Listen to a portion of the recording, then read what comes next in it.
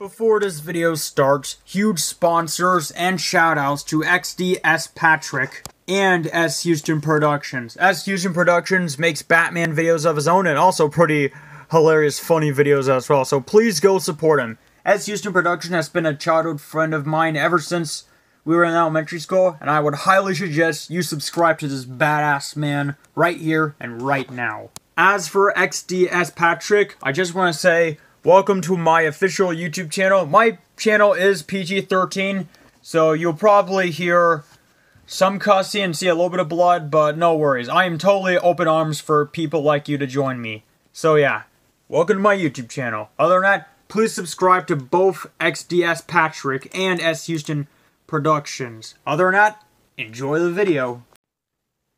Yeah. I have a feeling this is going to be the DVD cover for this film. So, you've seen me talk about this film multiple times on my YouTube channel. I even used references to this film, other stuff, shenanigans, and more. And hey, we only have about a few more days before it actually comes up on the big screen. Can you guys actually believe it's been that long ever since we saw the first trailer? Yep, this is the first trailer. It was originally released on August 2022 on 2020, where it was actually the worst year ever. And honestly, I actually kept watching this trailer over and over and over again. And other people were watching it as well. And yeah. One more leak, lads. We're almost there. And the trailer itself got 1 million likes. Even the second trailer as well. I was one of the people who loved it as well, so yeah. And I've seen a lot of people have a lot of high hopes for this film, saying that this film will be a masterpiece. This film will be actually good. And people are scared it's going to fail or be bad. But obviously, those are just lazy excuses. But obviously, here's my thing. This film is going to be a masterpiece. I don't care. Yes, I said it. The Batman will look like a masterpiece. Almost every single product and art you've seen looks phenomenal. Now onto the film itself. When we saw some of the trailer clips, they looked absolutely beautiful. Like you could tell the attention of the detail of the cowl, the bat suit, and everything else. Yes, the cowl did look a little bit jarring to me at first, but after seeing it in a few trailers like head sides, I come to like it a lot now, and it's more like... Now it's more getting used to, and now I'm coming to like it. And the bat suit. That bat suit looks fantastic. This is like the most closest we could get to a Batman Arkham suit, or even the Telltale series. It looks very good. The red on it, the red and black definitely suits me. I mean, suits the film. Well, obviously, way back in 2012, The Amazing Spider-Man had the same thing, which where I got the idea inspired by the red and black design for my, YouTube OC, as I was still learning YouTube when I was just a commenter. But yeah, obviously, you know how earlier I said when I love Spider-Man, I feel more connected with Andrew Garfield's Peter Parker? But now as I'm looking at Robert Pattinson's Batman, I come to say, this is the closest I can get, and I'm gonna say it, I feel more connected with his Batman. Now, obviously, the real reason I loved Peter Parker's Andrew is because he's more realistic and stuff. But honestly, this Batman has some realism too. Not as realistic as Christopher Nolan's Dark Knight, but honestly, has some realistic features of its own. I have seen the recent new footage, and as I was looking at interviews, just like I always do before movies start, it almost looked like Batman crafted every single gadget, equipment, and everything he's gotten. The Batmobile itself, he said, quote, it looked like something Batman completely made in a garage, and by the looks of it, he was actually right. This could be inspired by an old school vehicle. And seeing it in films crashing through cars and him screaming through the explosion feels absolutely fantastic. Obviously, the car itself feels more like a 90s ride, which is actually kind of perfect. For me, in my opinion, I know some people are going to disagree with me on this, but this is more like more better than the big-ass tank we got in The Dark Knight. Please don't kill me, fanboys. Like, I love The Dark Knight, don't get me wrong, but the Batmobile as a tank, it wasn't really... Alright, I do love The Dark Knight, don't get me wrong, but the Batmobile was, like, too big, and the tank was too big, like, a little bit slow. But honestly, this Batmobile feels more... even more like has potential. Like, it feels more faster in the trailers, like it's explosion proof, and yeah. Also, I love Michael Keaton's car along with it as well.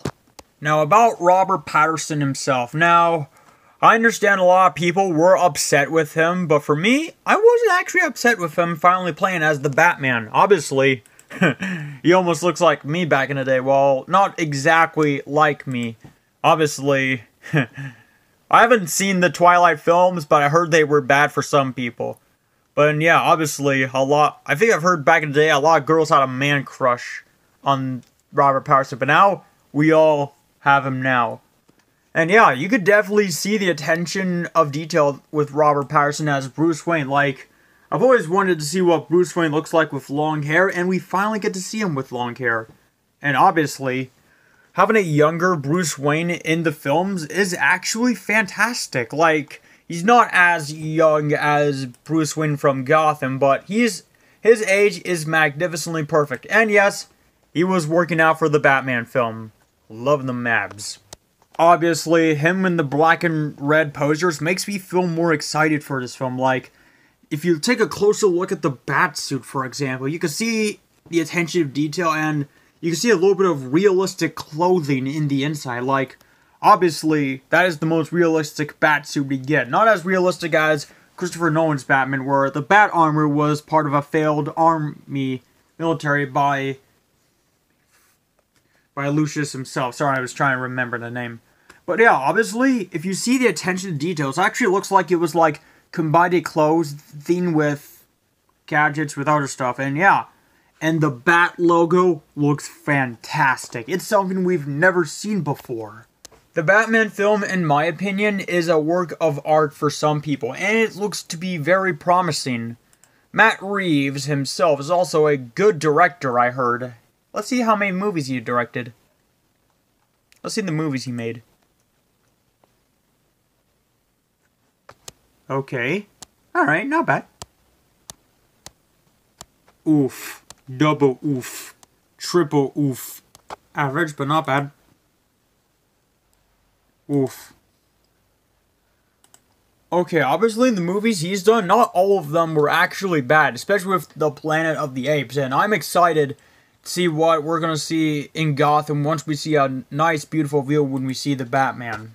Now for the Riddler. Like, we may not have a Joker for this Batman trilogy yet, but we did get to see what the Riddler looks like, and by the looks of it, Riddler himself, like, honestly, that is actually a impressive look for the Riddler. Rather than making him comic book accurate like Jim Carrey's Riddler, they thought of an idea like making him more of a creepy Baggerman, which in my opinion, this design of Riddler actually looks very clean and not that bad. Yeah, he's wearing glasses and a face mask and other stuff, but yeah, honestly, I actually love this Riddler. Not bad. Of course, we got the Penguin. I saw it first. Gotta fly. Yeah, I'm actually a good voice impression of the Penguin from the Batman Arkham series, so yeah. So yeah, honestly, the Penguin looks actually like the Penguin himself. Like, sure, his nose isn't really that pointy, but hey, he's a perfect penguin. Oh my god, shoot! And yes, during that trailer, we did get to see our first look of Catwoman. Honestly, Catwoman herself looks like a heart of gold. The actor's name is Zoe. And obviously, I think she's gonna crush it. Yeah, the mask isn't everyone's cup of tea, but I think the mask looks pretty cool and has some potential. Like, you can definitely tell the tiny cat ears if you look a little bit closely, and you'll probably see what I mean. And obviously, I think it's actually pretty cool for her to have short hair, like very, very short hair, just like in the actual films and comics. And yeah. Now for one last thing about the film. Now, obviously, yes, the Batman itself is going to be PG-13. Now, as for some people, it's a little bit frustrating for them, but in my opinion, it doesn't matter. Like, it says it's going to be like they're going to push the PG-13, which means strong, violent, and disturbing content, drug content, strong language, and some sedative material. So yeah, honestly, they're going to push the PG-13 limit, so who knows? It could, like, have brutal deaths, it could be dark like The Dark Knight, and yeah. Honestly, I think it's a Batman film we're excited about. In my opinion, I think this Batman is going to crush it. It's looking already like a masterpiece. And yes, I am going to see the film for myself, and it's going to be my very first Batman film I've ever going to see on the big screen. I know what you're going to tell me. You haven't seen a single Batman film in the big screen? Well, obviously, I haven't seen any Batman film because I was born in 2000. The same year as the Dark Knight trilogy was coming up, and I wasn't even old enough to be ready to see those films yet. But now that I'm 21, and I'm going to be 22 later this year, I am going to see the Batman on the big screen for the first time. I did see the Lego Batman, but that was just a kid's movie. But this will be my very first time seeing a live-action Batman. And once I see that movie, I'll give you guys a review. But honestly, I think this is going to be a masterpiece with a golden approval. Hopefully. Other than that, hope you guys love this video, subscribe for more, and I'll see you guys in the next video. So peace out.